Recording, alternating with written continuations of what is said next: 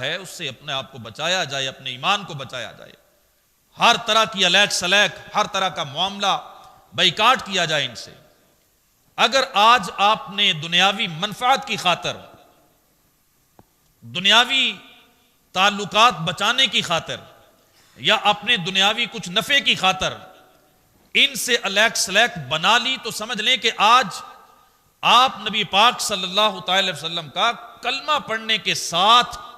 نبی پاک صلی اللہ تعالی وسلم کے دل مبارک کو تکلیف بھی دے رہے ہیں، ایذا بھی دے رہے ہیں، کہ آپ اس بندے کے ساتھ نرم رویہ اختیار کر رہے ہیں جس نے ہمارے نبی صلی اللہ تعالی وسلم کے ایک منصب پر ڈاکہ مارنے والے کو صحیح کہا ہے، جبکہ نبی پاک صلی اللہ تعالی وسلم فرما گئے، آپ نے تو یہاں تک ارشاد فرمایا کہ میرے بعد کوئی نبی ہوتا تو میرا عمر نبی بنتا، اور صحابہ کرام کی زبان پر یہ تھا، صحابہ کرام فرمایا کرتے تھے، کہتے تھے کہ اگر اللہ رب العزت کسی کو نبی بنانا چاہتا نا، نبی کریم صلی اللہ تعالی وسلم کے بعد اگر کوئی نبی بنتا، اگر اللہ کو یہ منظور ہوتا کہ حضور کے بعد بھی کوئی نبی آئے، تو اللہ پاک نبی کریم صلی اللہ تعالی وسلم کے بیٹے حضرت ابراہیم کو کبھی وفات نہ دیتا، کبھی ان کو فوت نہ کرتا۔ ان کو فوت اس لیے کیا، بیٹا اللہ رب العزت نہ دیتا پھر بھی محبوب کی شان کم ہوتی، بیٹا دے کر جوان ہو جاتا پھر اسے نبوت نہ ملتی،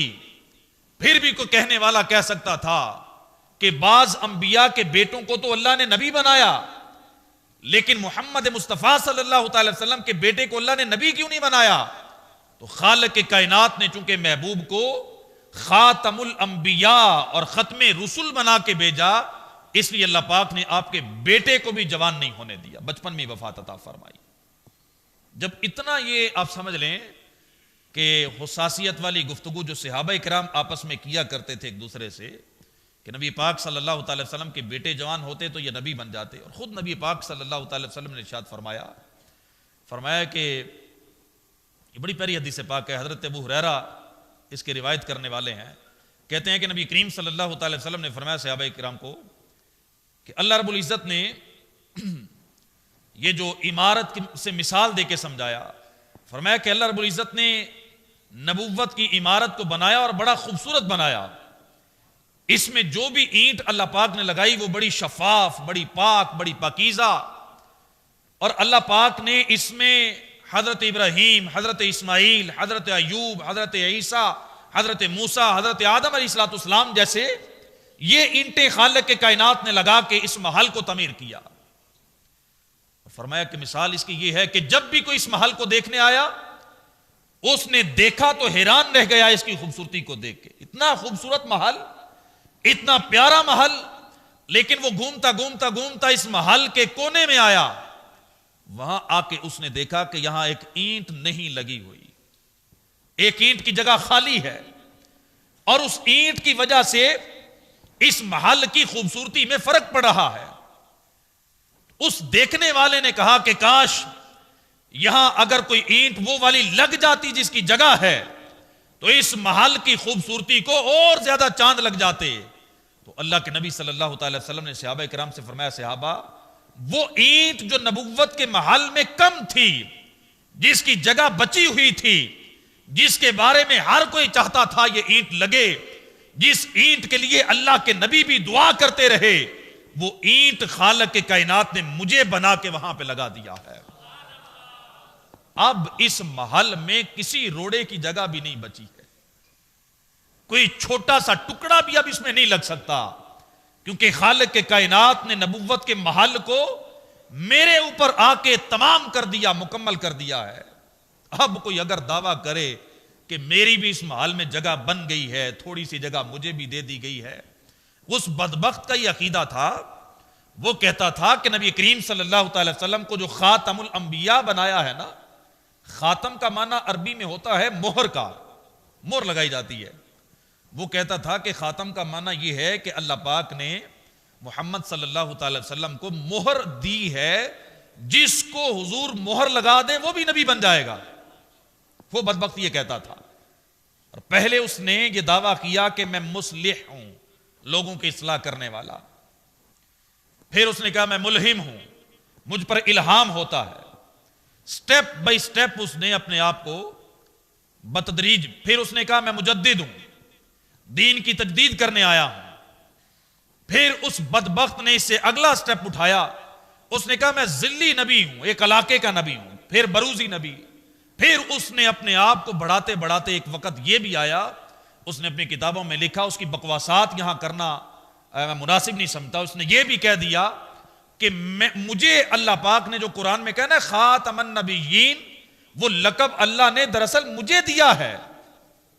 یہاں تو اس نے کہا اللہ رب العزت کی بے ادبی، قرآن کی توہین، انبیاء کرام کی بے ادبیاں اس کی کتابیں بھری پڑی ہیں، اور اس کے ماننے والوں نے بعد میں جو کتابیں لکھی، اس کے خلیفہ اور دیگر جو لوگ تھے، انہوں نے تو اس سے بھی زیادہ آگے جا کر انبیاء کرام کا، اللہ رب العزت کی ذات کا، نبی کریم صلی اللہ تعالی وسلم کی ذات کا مذاق اڑایا ہے۔ اور اس حوالے سے ہر دور میں مسلمانوں نے اپنے آپ کو پیش بھی کیا،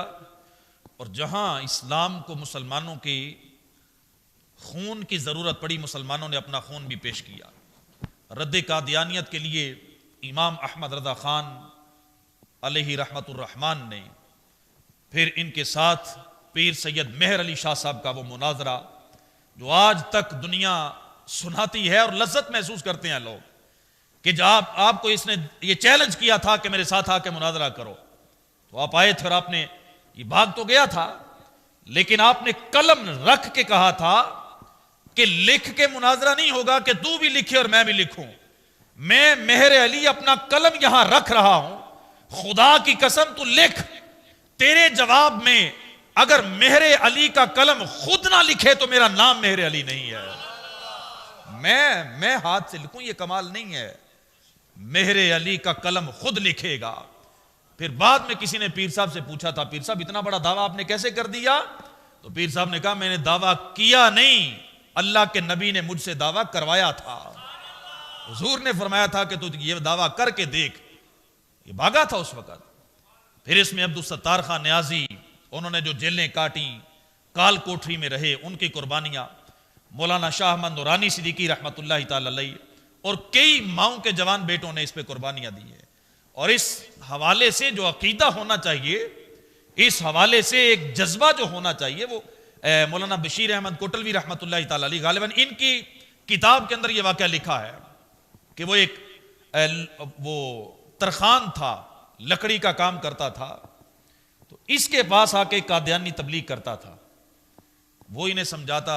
اس ترخان کو، بیچارہ دیہاتی تھا، پڑھا لکھا نہیں تھا، آتا جاتا بھی کچھ نہیں تھا، چٹان پڑھ، وہ آ کے اس کا ذہن بناتا، باتیں سناتا اسے۔ اب ترخان تھوڑی باتیں سنتا، کچھ اپنا کام کرتا رہتا اور ٹالتا اسے کہ یہ چلا جائے، لیکن وہ جان ہی نہیں چھوڑتا تھا، روزانہ آ جاتا۔ تو ایک دن اس بابے نے پتہ کیا کیا، وہ آیا نا جب قادیانی اور آ کے تبلیغ شروع کی، تو یہ ذرا دیہاتی بندہ تھا، اس نے جمپ لگایا، اسے زمین پہ بچھاڑا اور اپنا جو کلہاڑی تھی وہ اٹھا کے اس کی گردن پہ رکھی، اور گردن پہ اٹھا کے کہا کہ اگر تو نے یہ نہ کہا کہ مرزا جھوٹا ہے، لانتی ہے، کذاب ہے، فراڈیا ہے، تو میں تیری گردن ابھی اڑا دوں گا۔ تو اس نے موت کے ڈر سے فوراً ہی کہنا شروع کر دیا، مرزا بھی جھوٹا، اس کے ماننے والے بھی جھوٹے، سب لانتی ہیں، اور اس کے پسینے چھوٹ گئے، پریشان ہو گیا۔ تو اس ترخان نے، بابے نے اسے چھوڑا، اور چھوڑنے کے بعد کلہاڑی اس کے ہاتھ میں دی اور کہا میں لیٹنے لگا ہوں، اور کلہاڑی لے کے میرے سینے پہ بیٹھ اور مجھے کہہ